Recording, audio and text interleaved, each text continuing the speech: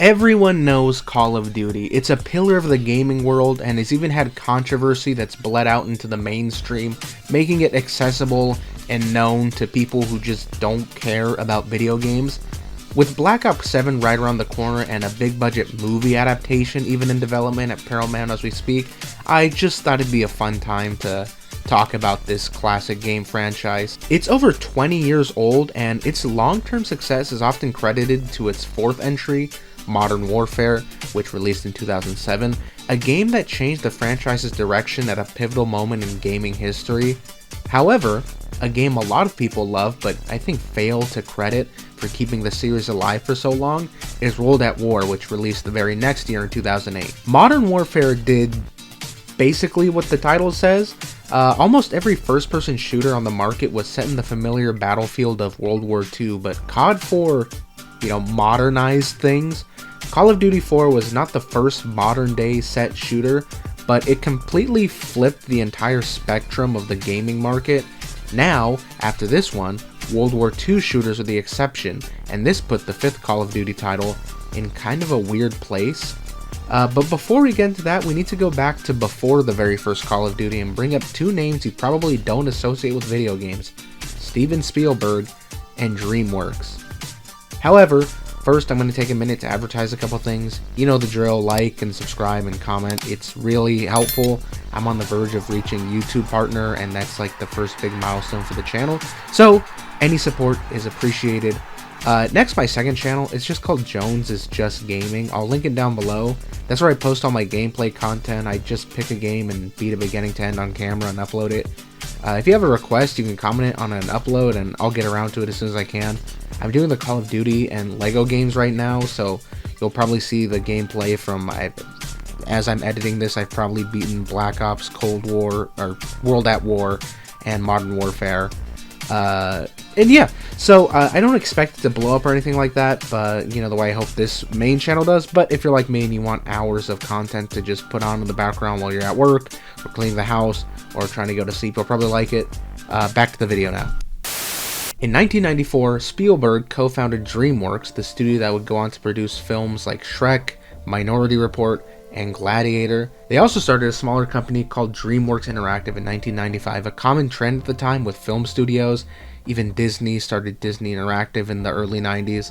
Some of their early titles include Goosebumps, Escape from Horrorland, Dilbert's Desktop Games, and several Jurassic Park titles, most notably this fucking Tekken-style 3D fighting game called Jurassic Park Warpath. Oh my god. Oh, hell no, man. What the fuck, man? Get your ass on, boy. So, nothing mind-blowing or innovative up until 1997 when the stars aligned and Spielberg saw his son playing that year's 007 GoldenEye while also beginning production on his World War II epic Saving Private Ryan. This gave Spielberg the idea to create Medal of Honor, an interactive video game that will put you in the middle of World War II. But the game drew massive controversy before it even released, partly because all violent video games were deemed controversial after the Columbine shooting. It isn't making a game and selling it that encourages a kid to point a gun at a television set and rewards his success or her success by increasing the firepower of the gun, encouraging criminality. But also, just the concept and title of the game alone were making waves.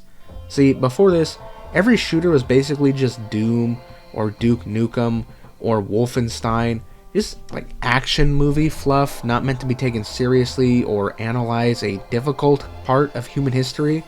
Paul Bucha, the head of the Congressional Medal of Honor Society, had this to say about the game. "What you are doing is terrible. You are dishonoring the Medal of Honor."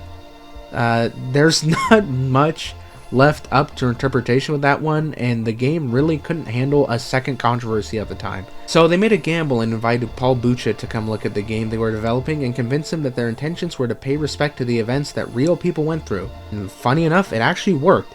After seeing the work in progress, Bucha wrote a new statement claiming, "The team at DreamWorks worked hard to ensure that Medal of Honor was a game that lived up to the ideals of the Congressional Medal of Honor Society.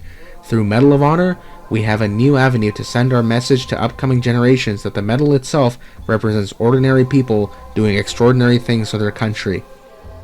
This was actually pretty impressive. I just can't imagine changing like a boomer's mind on video game in present day, so shout out to Paul Bucha for being open-minded about this game and unintentionally having a huge impact on the entire like concept of gaming going forward. The last element to bring the game together was the music.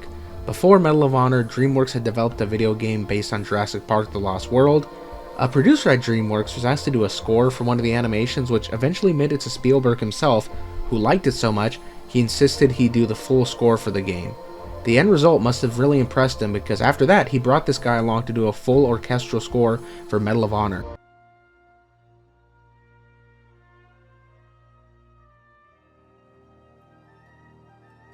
You may know that I'm talking about Michael Giacchino, Oscar-winning composer responsible for dozens of iconic soundtracks for movies like Up, Ratatouille, The Incredibles, The Batman, Fantastic Four, and Star Trek. Like, I know, we're getting to the Call of Duty stuff, I promise, but you kind of have to set up Medal of Honor because to a lot of younger viewers, Call of Duty is kind of this eternal thing that's probably been around and been massively successful before they were even born, and Medal of Honor likely also died before they were born. Like, if you were born after 2003, you don't even understand a world without AAA annual releases of Call of Duty, so this context is just important to give. Medal of Honor would go on to release to massive critical and audience acclaim and sell extremely well. So well, in fact, that EA swooped in and bought up Medal of Honor just a year later, turning DreamWorks Interactive into EA Los Angeles. Medal of Honor would go on to enjoy a string of huge successes under EA, but things were different. See, even back in 2000, EA wanted to solidify a team of profitable annual releases. They already had several sports titles under their belts, but they wanted to expand into the growing FPS market. When a studio sees your personal project as their new cash cow, concepts like creative freedom kind of go out the window. The first title released under EA was Medal of Honor: Allied Assault. This game once again was a huge commercial and critical success, being developed by the studio 2015 Inc. Even with a big win, EA wanted to bring the development of all future titles fully in-house and just breathe down the necks of the developers, and this was not appealing to three developers at 2015 Inc. named Jason West, Vin Zampella, and Grant Collier. They would leave the studio, with Zampella later clarifying, "EA tried to pull it in-house, so they forced us to try to become a part of EA. We didn't want to do that. They tried to strong-arm us a little bit. Once they tried to strong-arm us, we decided we don't want to be a part of EA as a team. We decided that wasn't what we set out to do." Now, out on their own, the three formed their own studio, Infinity Ward, and brought Activision the pitch for their new game, Call of Duty. Zampella would also later state very succinctly, "The only reason Call of Duty exists is because EA were dicks." Incredible quote. What followed was a video game's arms race. The original Call of Duty released in 2003 and was praised for its AI that was head and shoulders above anyone else and their tight gameplay. Michael Giacchino would also come along to score this game, and to add to the scope, Call of Duty would allow you to follow soldiers from all three major forces on the Allied side, the United States, the UK, and the Soviet Red Army, and would receive extremely positive reviews. It released against Medal of Honor: Rising Sun, which is actually a childhood favorite of mine that I played obsessively on the GameCube for many, many years. It ultimately received kind of lukewarm reviews, but to me this is just one of the most iconic games of all time. From here on out, both franchises would release a new game that was met with good but slowly declining sales and reviews every single year. Never flopping, never being panned, but unable to capture that groundbreaking reception their original titles did. After Infinity Ward developed the first two Call of Duty titles, Activision brought on a new team to develop Call of Duty 3, Treyarch. They had previously developed Call of Duty 2 Big Red 1, which was like a smaller companion piece meant to play alongside Infinity Ward's Call of Duty 2.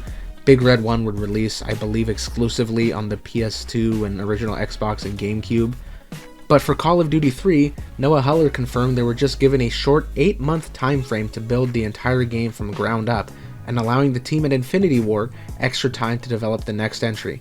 Call of Duty 3 released in 2006 and was given great reviews across the board, going on to sell tons of copies and becoming a big success for Treyarch. Now it's looked back on kind of more critically, but at the time it was a big step forward for the franchise. But with Activision alternating releases between Infinity Ward and Treyarch, they were going to be given extra time to develop COD 5. And they went full steam ahead plotting out a World War II epic that would allow you to once again follow a British, American, and Russian soldier across familiar battlefields in World War II. And this seemed alright. Sure, the World War II time zone may be growing tired, but as long as you make a great game, people will buy it. Then Modern Warfare released, and everything fucking changed. If you were a gamer, if you were alive and kicking in 2007, you know Modern Warfare. This is arguably the single most influential game of the last 25 years, basically defining the most accessible genre in the gaming sphere. Even the most casual gamer can recognize iconic levels like All Gillied Up, Death from Above, Crew Expendable, and Charlie Don't Surf. And the after credits scene level Mile High Club is a true gem of the genre. Coupled with an incredible online that laid the groundwork for today's online shooter modes, it's kind of impossible to overstate how important this game was, and it solidified a fact that everyone was now aware of. People weren't going to accept any more World War II games, which you can probably imagine was worrying for the team at Treyarch, who were about halfway done with their World War II game when COD 4 hit the shelves. Now, when this realization becomes apparent, it would have been understandable for the guys at Treyarch to chalk this up to bad luck, throw in the towel, make a good enough game, then do their best on the next one. But when God made Treyarch, he forgot to put in the quit. If they were going to release World at War, they're going to make sure it packed enough of a punch that people would look past the overly familiar setting. So they decided to take a look at Modern Warfare and do something completely different. Modern Warfare tonally is a fairly light game. Yes, dark things happen, people die, nukes go off, people get blown up, characters are killed, but it's very reminiscent of Mission Impossible, which is a good thing to be compared to. It's an adventure story with exciting set pieces and a classic arms-dealing villain with a connection to one of the lead heroes, all story beats that are completely appropriate in a summer blockbuster. The M rating for this game mostly comes from the profanity and a few brief moments of bloodshed in the story, like when Zakhaev's son shoots himself and when Price executes Al-Assad. Maybe I'm just desensitized to violence now, but nothing about this game feels particularly R-rated or gruesome to me. World at War, on the other hand, is a completely different story. This game just feels gross and violent, and that's because it is. You can and will frequently shoot people's limbs off. You can use a flamethrower against a group of enemies and watch them all burn alive as their skin and clothes slowly burn away. Characters will be violently killed in front of you in scripted moments, throats will be slashed and blood will splatter everywhere. This game is just fucking brutal. Where Modern Warfare leaned into adventure for inspiration, World at War leaned into horror. This game just personified the phrase war is hell. The themes and morality of this game are also pretty complex for an FPS franchise that is often criticized for just being a military recruitment ad. The story is broken up into two perspectives which you switch between every few levels. The first is the American campaign, pushing into the Japanese islands and having you play as Marine Private Miller. The Russian story follows Private Dmitry Petrenko, first starting out in the Battle of Stalingrad before a time jump to the end of the war takes up the rest of his story as they invade the German heartland. There was also a British campaign I mentioned earlier, but it had to be cut for time or budget reasons, I'm not entirely sure. Both campaigns are made from the same mold, but have very different meanings and feel very different. In both stories, you follow a more experienced soldier played by a Hollywood celebrity. The US story follows Kiefer Sutherland's Sergeant Roebuck. The Russian one follows Gary Oldman as Sergeant Viktor Reznov. Both campaigns take place towards the end of the war, with the Axis forces trying to mount one last defense. In both stories, your side is about to win the war, but the Russians and the Americans are putting two very different things on the line to win.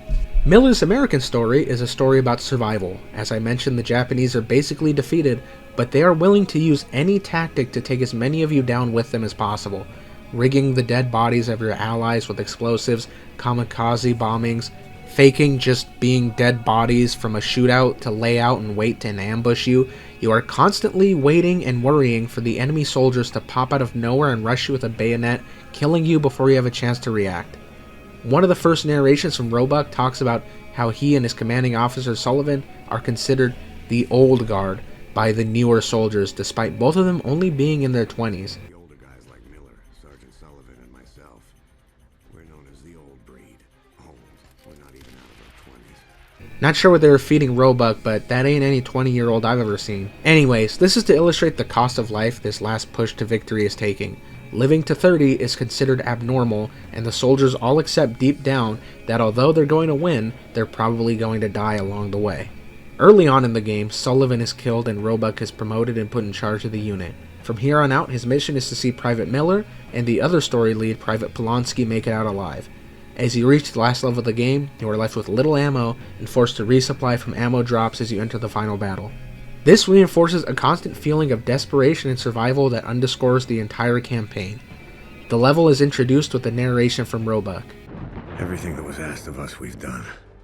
Every night we lay in a filthy foxhole praying the enemy won't slit our throats. Every day we've spent crawling through the mud and the dirt while bullets whistle all around. But this is the last time we're going to have to put our lives on the line. This is the enemy's last stand. When we take Shuri Castle, we go home, all of us. In the final moments, Polonsky and Roebuck are both attacked, leaving you with the choice to save one of them. Whoever you save will give you the dog tags of your fallen teammate as Roebuck's narration plays back to you. And depending on who you save, it takes on entirely different meanings. If Polonsky lives, Roebuck's death takes on meaning as the narration feels like him speaking to you from beyond the grave. Everything that was asked of us, we've done. Every night we lay in a filthy foxhole praying the enemy won't slit our throats. Every day we've spent crawling through the mud and the dirt while bullets whistle all around. This is the enemy's last stand. When we take Shuri Castle, we go home. All of us. The war is over, and he died making sure you got to make it out alive. But if Polonsky dies, the narration feels kind of bitter, like a broken promise that's echoing in Roebuck's head as he once again failed to save one of his friends. Everything that was asked of us, we've done. Every night we lay in a filthy foxhole praying the enemy won't slit our throats. Every day we've spent crawling through the mud and the dirt while bullets whistle all around. This is the enemy's last stand. When we take Shuri Castle, we go home. All of us. To summarize the difference, it's that Polonsky's life is taken, but Roebuck's is given. In war, victory isn't surviving, it's giving death meaning, and that's what Roebuck's death does. If you're familiar with this channel, you know that we talk a lot about movies and writing, and I think that this is just like a very impressive writing feat for like a first-person shooter game from the 2000s. Taking a dialogue or a theme or a concept in your script and completely flipping the meaning of it without changing like a single word in the entire thing. It's very well done, it's very cool, and it gives you like a bit to think about as an audience member if you're willing to sit down and do that, and I think it's definitely worth doing, and it's something that I very much commend about the story of this game and something that elevates it so high in my opinion. So if the American campaign is wagering lives, what is the Russian campaign playing with? The first level opens up with Petrenko hiding among a pile of bodies at the Russian city of Stalingrad, a real battle that has been extensively covered in Call of Duty and Medal of Honor. While the final result was a victory for the Russians, the initial German assault cost many Russian lives. Among the bodies is the only other survivor, Reznov, a sniper with an injured hand who is hunting German General Amsel. Unable to shoot, he gives you his rifle and instructs you on how to hunt and eventually kill Amsel. You then skip 3 years into the future. Now, the Soviet Red Army is invading Berlin, but unlike the American story, the feeling of dread is completely gone. In this campaign, you are always very clearly the superior force. The Germans are always retreating, and you are always overwhelming them with tanks and sheer manpower. Survival is not a concern. Even if you die, it is clear that most on your side won't. To illustrate this, the American campaign has a few dynamic moments during gameplay where quick actions can save the lives of fellow soldiers. For Petrenko, the choice is different. After witnessing the slaughter at Stalingrad and the desecration of his hometown, Reznov is understandably upset. There are a few moments where he encounters surrendered, injured, or unarmed enemies, and Reznov orders you to just execute them.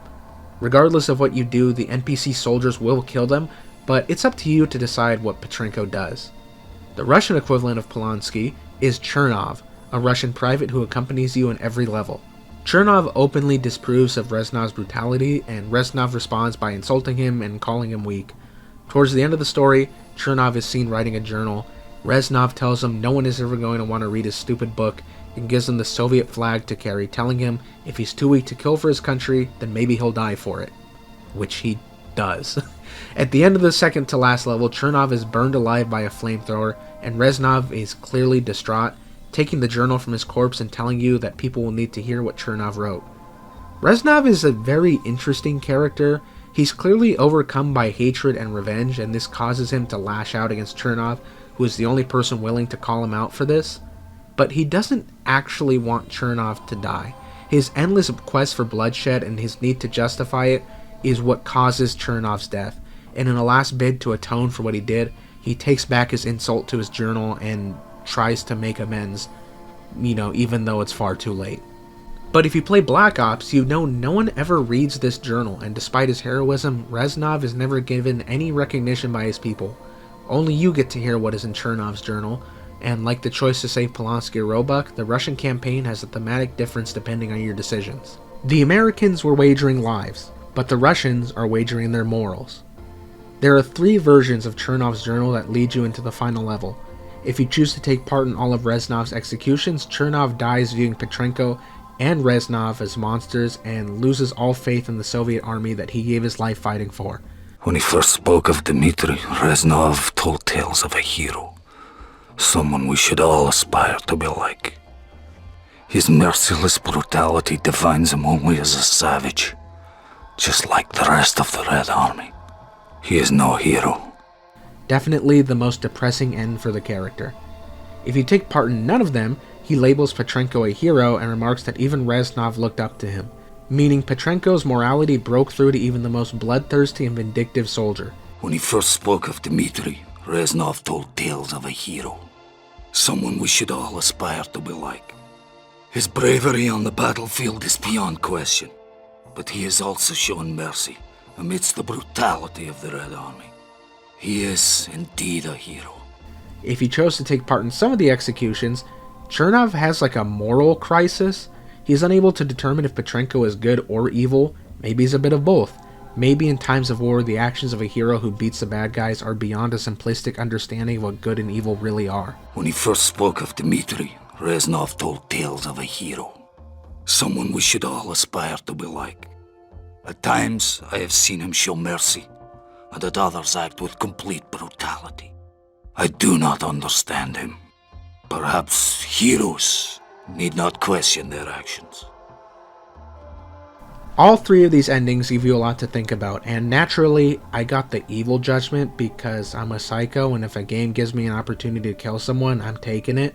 World at War, however, is most known for one major contribution to the Call of Duty franchise that has mainstream appeal to this very day: zombies. Leaning even heavier into the horror inspiration, an arcade side mode was added in for a bit of fun and eventually blew up to become a staple of the franchise. People just don't give enough credit to World at War for what it did for the brand. Modern Warfare turned things around and breathed new life into the series, but Treyarch deciding to do something so wildly different from Infinity Ward kept things fresh as they took turns alternating titles year by year. If Treyarch had decided to just reskin Modern Warfare as a World War II game, the series would have grown stale after just a few more years and another drastic change would have been required. Think about it.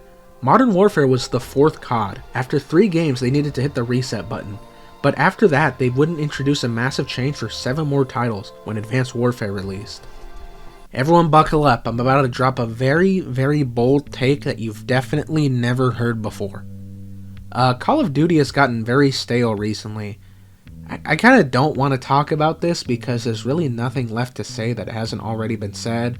The Fortnite-fication of it all, the loss of its identity.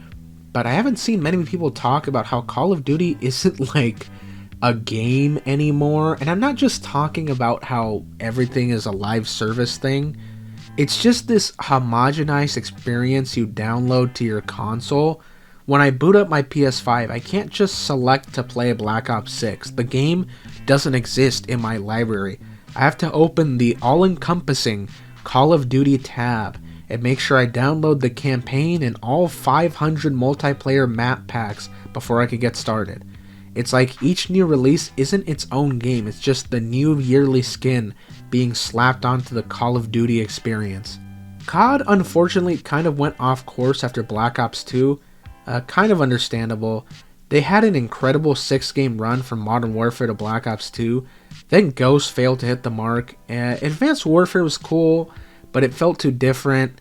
Infinite Warfare was a complete disaster. They tried going back to formula with World War II, but the franchise had evolved so much they couldn't fully commit to the era, and Black Ops 4 was a half-baked insult to the fan base. But then the series found its stride again, it seemed. A full reboot of the original Modern Warfare was released in 2019, with a new story that took the characters of the first game and remixed things just enough to feel like a fresh take.